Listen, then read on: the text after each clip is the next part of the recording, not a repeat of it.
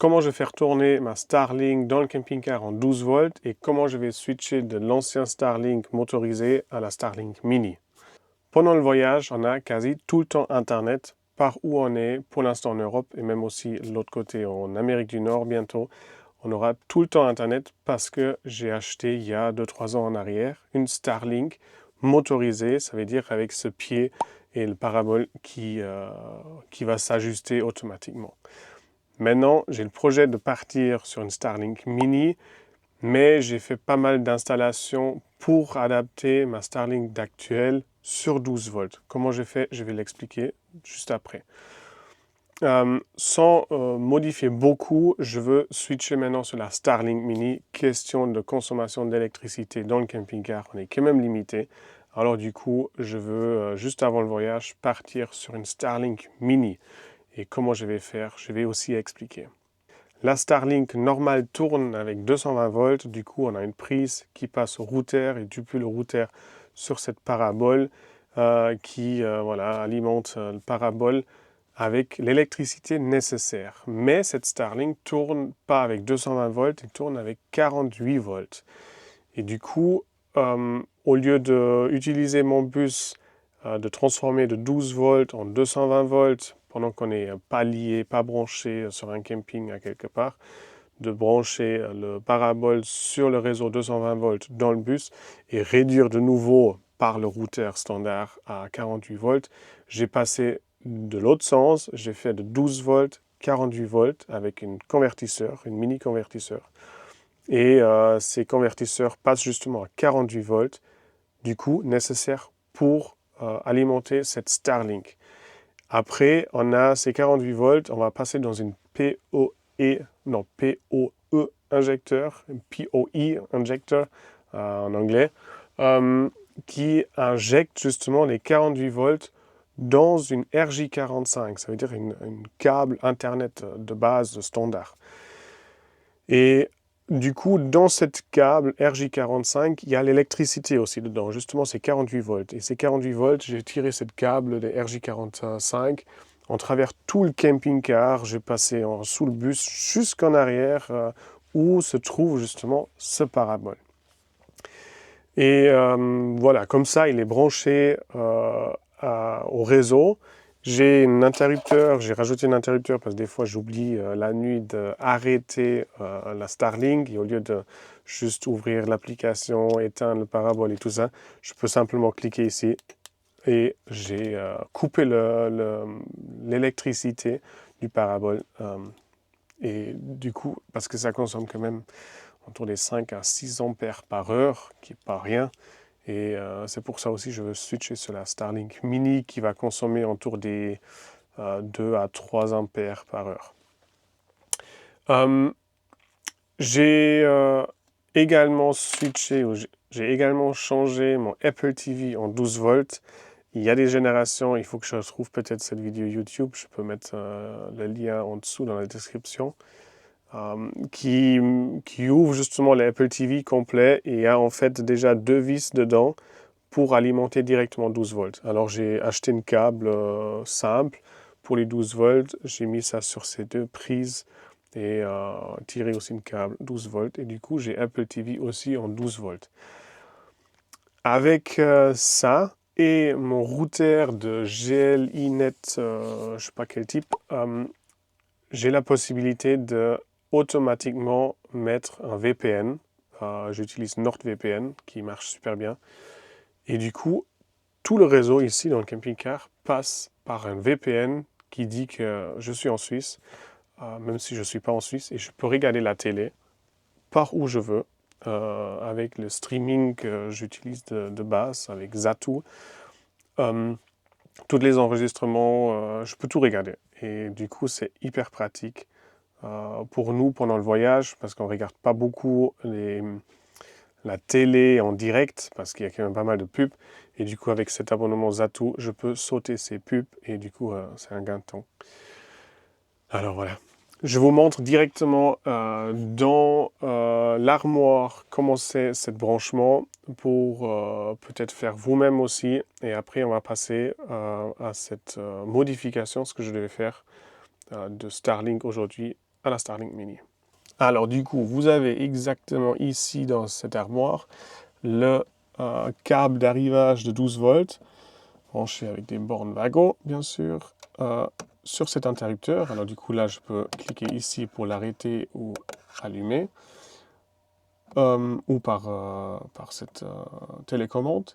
Du coup, ici, ça passe de 12 volts à 48 volts, l'entrée, et la sortir, ça c'est le PoE injector. Et du coup, la seule chose, c'est justement le pinage. Alors, c'est comment c'est branché. Il faut vraiment faire attention parce que Starlink, elle utilise un petit peu un branchement spécial. Et du coup, ici, il y a, du coup, dans ce câble, c'est une RJ45, une 4.7, il me semble. C'est un câble assez épais qui passe une fois ces câbles Internet, ce que j'ai besoin pour l'Internet, et aussi l'électricité. Et du coup, le retour que j'ai depuis la parabole Internet, ça va retourner ici sur le LAN, sur mon routeur là, qui est justement ce GLINet, je vais regarder quel type c'est. Et il y a standard de base, le VPN installé. Le Apple TV, on voit aussi un branchement, et du coup c'est juste ça, le branchement.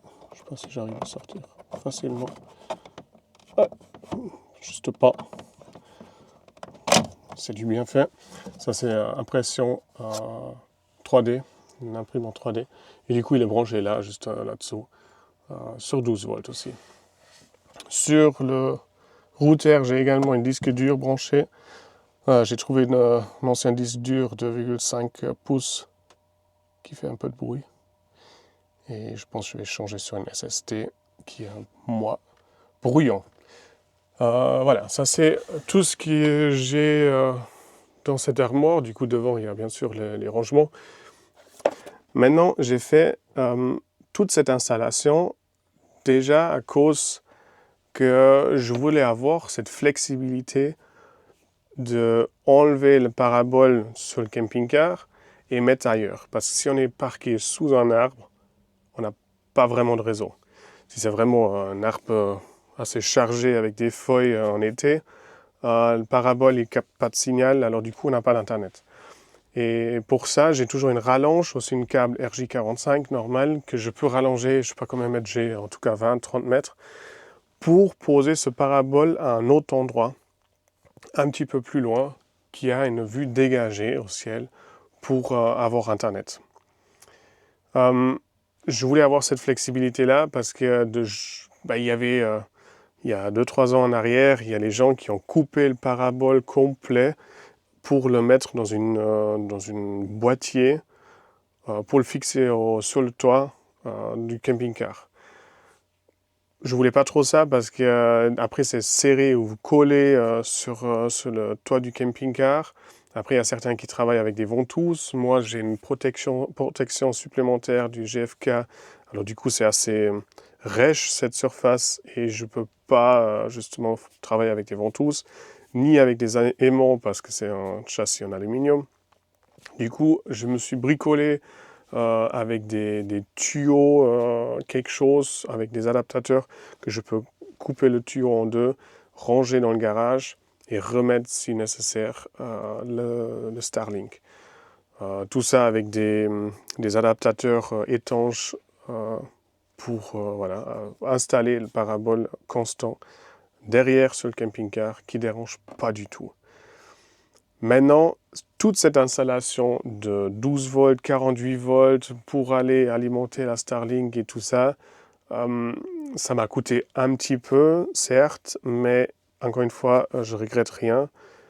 Sauf maintenant, avec cette nouvelle Starlink Mini, on a tout aussi bien du réseau.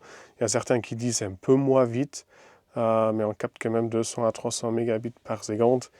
C'est largement assez pour ce que j'ai besoin avec des zooms que j'ai fait de temps en temps.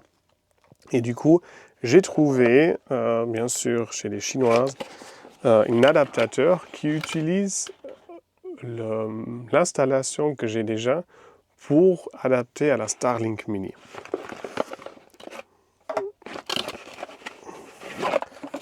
Parce qu'il faut savoir, la Starlink Mini, elle a besoin quasiment que l'électricité. C'est juste une prise d'électricité pour alimenter le parabole. Et dans la parabole, il y a un routeur intégré. Du coup, je n'ai pas besoin de plus. Mais la parabole, elle a également aussi un adaptateur, une câble, une prise pour le RJ45 normal pour passer des données, pour lier directement la parabole sécurisée à un ordinateur, par exemple. Et cette entreprise, je ne peux même pas, vous trouvez aussi sur Amazon, AliExpress, c'est le même prix. C'est en fait une splitter qui prend mon RJ45 avec l'électricité dans le câble. Il va rentrer ici et du coup, il va splitter le nouveau signal entre l'électricité et le RJ45 normal, le câble Internet. Et du coup, je peux garder toute cette installation-là parce que la Starlink Mini peut tourner à 12 volts déjà. Il y a une prise pour une allume-cigare. Mais ils disent si tu as un long câble ou pas vraiment les 12 volts, il y a peut-être des ruptures et ça peut provoquer des problèmes. Et du coup, à 48 volts, ça tourne aussi la Starlink. Et du coup, je peux garder toute cette installation-là. Et qu'avec cet adaptateur branché à la Starlink direct en haut, je peux l'alimenter aux 12 volts et une câble Internet qui passe justement sur mon routeur. Parce que, ce que j'ai oublié de dire, ce routeur, il est connecté à la parabole par une câble RJ45, mais il a aussi un signal d'une autre routeur. Une routeur Netgear simple, où il y a une carte SIM dedans. Et du coup, c'est le routeur ici en haut qui détecte le signal entre l'autre, on va dire la carte SIM, et la Starlink. S'il voit que la Starlink il est branchée, il a Internet depuis là, il va prendre cet Internet-là. Si la Starlink elle n'est pas branchée ou elle n'a pas de réseau, il va prendre le signal de la carte SIM. Du coup, j'ai tout le temps Internet. Je ne dois pas m'occuper de quel signal, qu'est-ce que j'utilise. Et j'ai quasi tout le temps Internet. Alors ça, c'est hyper pratique. Et comme ça, je n'ai pas besoin de regarder. Et on a justement, parce qu'on passe par ce routeur, le GLINet, toujours cette protection par VPN. Voilà, ça c'est l'installation dans mon camping-car et le bientôt switch sur la Starlink Mini, je pense juste avant le voyage en Amérique du Nord. Du coup, au mois d'avril, je vais changer ça, ouais, mars-avril. Et du coup, le but, c'est aussi de couper peut-être cette tuyau que j'ai pour l'instant comme installation pour la Starlink, couper un petit peu pour avoir exactement l'auteur du camping-car. Si j'installe la Starlink Mini, je peux tout le temps la laisser branchée derrière sans la à chaque fois démonter. Alors c'est clair, si la voiture elle est sur le bateau en train de faire du shipping en Amérique du Nord, je vais l'enlever, mais après on installe et ça reste fixe sur le camping-car derrière. Du coup, c'est ça un petit peu l'objectif. Je vous mets dans les commentaires un petit peu tous les liens, tout ce qu'on a parlé. Si vous avez des questions, n'hésitez pas à envoyer un message ou bien un commentaire. Merci d'avoir liké si vous avez aimé cette vidéo et nous suivre pendant notre aventure en Amérique du Nord bientôt.